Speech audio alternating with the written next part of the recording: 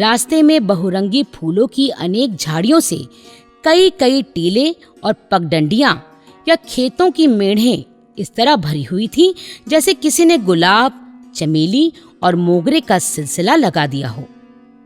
रास्ते के दोनों ओर कैक्टस का सिलसिला, जैसे कुदरत ने हाथ से हाथ जोड़कर रास्ते को भीड़ से सुरक्षित कर दिया हो। सबसे विचित्र बात यह देखी गई कि भारी भीड़ के बावजूद परस्पर धक्का मुक्की नहीं, स्वाभाविक अनुशासन था। हर ओर पेड़ पौधे नहीं, ऐसे लग रहे थे जैसे इंसान उग आए हों, झूमते, लहराते, खिलखिलाती कलियों की तरह मुस्कुराते इंसान। दानेपुर हेलीपैड से यात्रा ने फिर एक नया मोड़ लिया, माउंट आबू की तरफ। माउंट आबू की यह मेरी दूसरी यात्रा थी, जहां हमें ठहराया गया था। वहां कमरे में रात को इतनी ओस आई कि हर क्षण जैसे महसूस होता रहा ठंड से शरीर अकड़ जाएगा।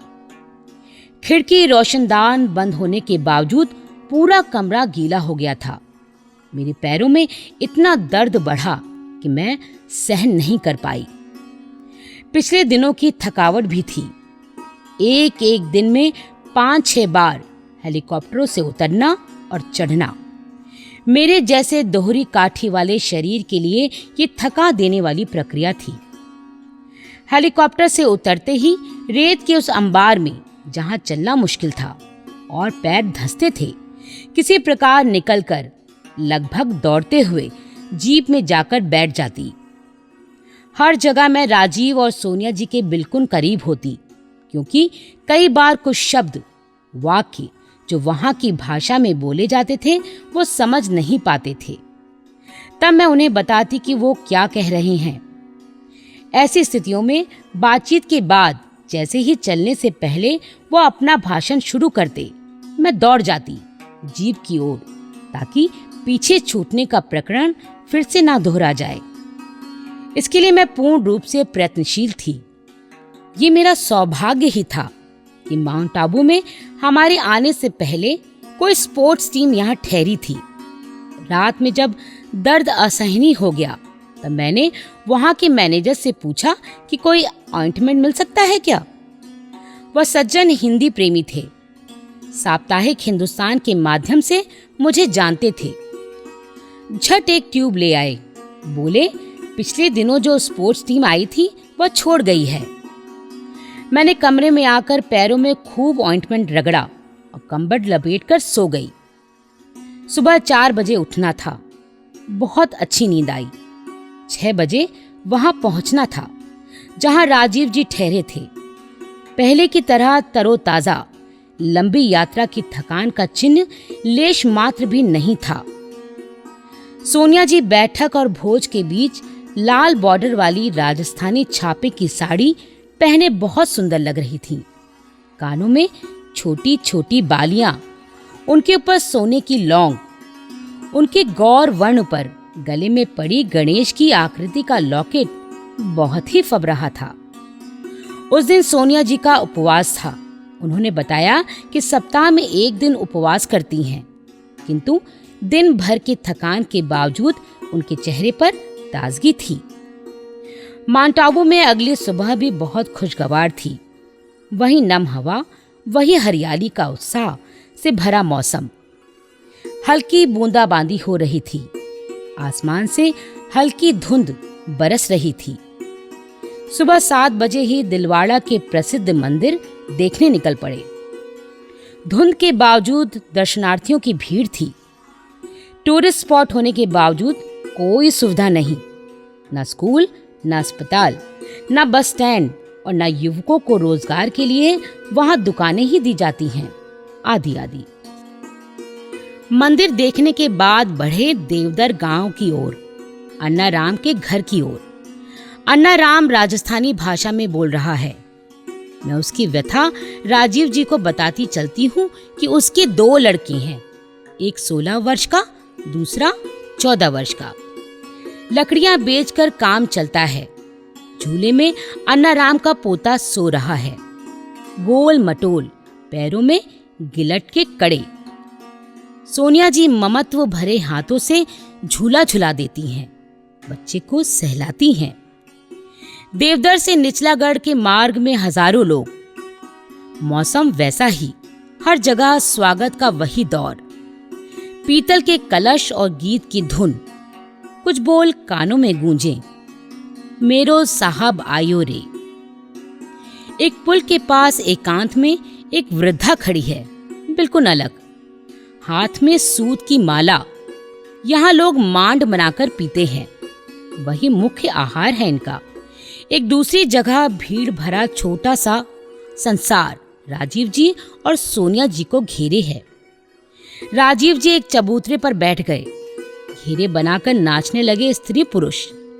विशिष्ट राजस्थानी वेशभूषा और ताल नृत्य, सहज सरल का माहौल, दोनों भीड़ में खींच लिए जाते हैं।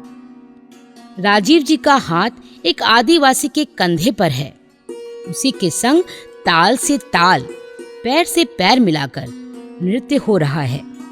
सब नाच रही हैं। बीचों बीच एक व्यक्ति छाता लेकर नाच रहा है। बीच बीच में लोग हाथ उठाकर गुहारे लगाते हैं। इसमें भी राजीव पीछे नहीं है। यह नृत्य वर्षा का है। बीचों बीच शिव पार्वती की मूर्ति रखी है। एक केसरिया साफे को सरों के ऊपर फैला दिया जाता है। उसके नीचे से शिव पार्वती तक जाते हैं। गाने के बोल चलते हैं। कांग्रेस का राजा आया है, सोनिया गांधी भी आई हैं। गौरी की मूर्ति की परिक्रमा होती है। परिक्रमा के बीच एक व्यक्ति डलिया में अनाज भी रखे है, जो समृद्धि का प्रतीक है। कुछ सूरमा तलवार भांज रहे हैं। सारा माहौल एक बड़े मेले सा। सुहाग के प्रतीक बोट, बिछिया, कड़ा सोनिया जी को भेंट किए जाते हैं। शिकायतें भी हो रही हैं। 500 रुपए मंजूर होते हैं तो 300 ही मिलते हैं, बाकी को बीच वाले खा जाते हैं। हर जगह मुआवजा नहीं, जमीन चाहिए। एक अपूर्व दृश्य उपस्थित हुआ भीलों की ढाणी में। राजीव जी ने कहा था कि वो भील आदिवासियों के साथ भोजन करेंगे, उनके बीच सहभागी बनकर। पूरे गांव को आमंत्रित करने का निर्देश था। यहाँ पर नीचे बैठकर भोजन करने की व्यवस्था थी। जब काफिला पहुंचा तब वहां अधिकतर ग्रामीण ही थे, आदिवासी बहुत कम, जबकि बताया गया था कि आदिवासियों की आबादी बहुत अधिक है। राजीव जी तो बहुत क्रोधित हो गए। बोले, मैं भोज नहीं करूंगा। सारे गांव को क्यों नहीं बुलाया गया? केवल 10 ग्रामीण यहाँ दिख रहे हैं। किसी ने कहा 30 लोग तैयार किए गए थे, केवल 10 आए हैं हुजूर सा। बाकी कहाँ हैं? पूछने पर सकपकाहट और हकलाहट से जवाब मिलता है, हुजूर सा कुछ खेती से लगे हैं, कुछ घर पर बैठ गए हैं। लोगों में घबराहट फैल गई। प्रधानमंत्री को अनायास ही दुख पहुंचा। उनका चेहरा तमतमा गया। अंततः कुछ आदिवासी बुलाए गए, उनके लिए भी थालियां लगी। भोजन में स्थानीय पकवान थे। बाजरे के मोटे रोट, ग्वार की फली की सब्जी, राबड़ी, कैर और सांगर की भाजी, गट्टे की सब्जी और चावल। भोजन शुरू होने से पहले सोनिया जी एक ओर खड़ी थीं। मैं भी उनके पास ही खड़ी थी। कहने लगी, मुझसे हर कहीं भीड़ में घुल मिल जाते हैं, खाने पीने में कोई बंधन नहीं रखते। अब यहाँ भी suppose somebody gives him poison। वाणी में साधारण गृहिणी और पत्नी की तरह पति के हित की चिंता है। मैं क्या कहती, उनकी चिंता स्वाभाविक थी और राजीव जी की सहजता और स्वाभाविकता भी, जो उन्हें विरासत में मिली थी अपने नाना जवाहरलाल नेहरू से, जो इसी प्रकार प्रोटोकॉल, सिक्योरिटी के सब बंधन तोड़कर सहज ही भीड़ में घुस जाते थे। मरुरी हेलीपैड से पहुंचे देवीकोट। कैर के पेड़ ही पेड़। फॉसिल्स पार्क है आकुल गांव के पास। फॉसिल्स वुड पार्क में 18 करोड़ वर्ष पूर्व जो पेड़ थे वो पत्थरों में बदल चुके हैं, ऐसा बताया गया। लगभग 21 हेक्टेयर क्षेत्र में फैले इस पार्क में अवशेष ही मिले हैं। इनमें से 12 अभी सुरक्षित हैं। एक अवशेष पर जाली नहीं है। साफ दिख रहा है एक जाली खोलकर रखी गई है देखने की सुविधा के लिए। लोग नारे लगा रहे हैं, नहरें लाएं, पानी लाएं। एक बुढ़िया अनायास ही सामने पहुंच गई है। हिचकियां भर भर रो रही है। बुढ़ापे की पेंशन नहीं मिली, 3-4 महीने से बंद हो गई है। पेंशन जैसलमेर जाकर मिलती है। आदेश हुआ ऐसी व्यवस्था कराएं कि पेंशन पोस्ट ऑफिस से मिल जाए। पास ही खड़ी हूं मैं। बोले जो सबसे ज्यादा मेहनत करता है वही सबसे ज्यादा गरीब है। जैसलमेर आते आते धरती का रंग बदलता जाता है। तेज धूप, रेत ही रेत। टीले से ऊंट पर चढ़कर सूर्यास्त का अपूर्व दृश्य देखा। लालिमा से भरा हुआ आकाश। अगले दिन शनिवार 10 अगस्त जैसलमेर से कबीर बस्ती पहुंच गए और वहां से रामगढ़। घूमते घूमते पहुंच गई हूं मैं एक विकलांग की दुकान पर। स्कूल में नौकरी चाहता है पर मिलती नहीं। 10,000 तक घूस मांगते हैं अफसर लोग। लगता है उसकी नियति में परचून की दुकान ही लिखी है। संतोष पाने की कोशिश करता है पर एक गहरा असंतोष उसके मन को मथ रहा है। और अब चले लोंगोवाल की ओर। लोंगोवाल पाकिस्तानी टैंकों का कब्रिस्तान। दूर दृष्टि के पार तक फैले टूटे फूटे टैंकों, जीपों और ट्रकों के जखीरे पड़े हैं। ये सब भारतीय सैनिकों की दिलेरी, जाबाजी और देशभक्ति की मशालों जैसी मुंहबोली कहानियां कह रही हैं। अब भी लोंगोवाल की धरती पर शौर्य की गाथा लिखी है। अनायास ही मन में कौंध जाते हैं उन क्षणों के रोमांचक अनुभव जब भारतीय सेना ने युद्ध के दौरान पाकिस्तान के बड़े और मजबूत अमेरिकी पैटर्न टैंकों की धज्जियां बिखेर डाली थीं। और आगे बढ़ते हैं। प्रधानमंत्री को बॉर्डर दिखाया जा रहा है। सीमांत के एक विशेष स्थान से आगे हम नहीं जा सकते, केवल प्रधानमंत्री जा सकते हैं। सोनिया जी भी नहीं। सुरक्षा का मामला जो है, हम रुक गए हैं। कुछ देर हाँ ना की बहस चलती है। अफसर अपनी मजबूरी बताते हैं, फिर मान जाते हैं। सोनिया जी भी प्रधानमंत्री के साथ आगे बढ़ जाती हैं बॉर्डर की सिक्योरिटी का निरीक्षण करने। पास ही युगमाया देवी का मंदिर है। ईश्वर पर विश्वास न करने वाले लोगों के लिए एक मिसाल। सेना के अफसरों ने बताया, युद्ध के दौरान इस मंदिर के आसपास हजारों गोलों की बौछार हुई, किंतु उनमें से एक का भी विस्फोट नहीं हुआ। मंदिर वैसे का वैसा ही खड़ा रहा। योगमाया मंदिर जैसे ही देवी मंदिर आपको हर छावनी में मिलेंगे, जहां भीषण बम वर्षा भी उन्हें ध्वस्त नहीं कर सकी। तनोट के क्षेत्र में देवी का मंदिर देखा। बताया गया, देवी की मूर्ति के पास आकर बम का गोला फूटा, पर कोई क्षति नहीं हुई। इतनी लंबी यात्रा के बाद हम नैना पहुंच गए। रंग बिरंगे परिधान में राजीव गांधी और सोनिया गांधी की एक झलक पाने के लिए आतुर लोग। इंदिरा गांधी नहर योजना का परीक्षण हो रहा है। विस्तृत भूखंड पर छतरियां लगी हैं धूप से बचाव के लिए। कंठ सूखा जा रहा है।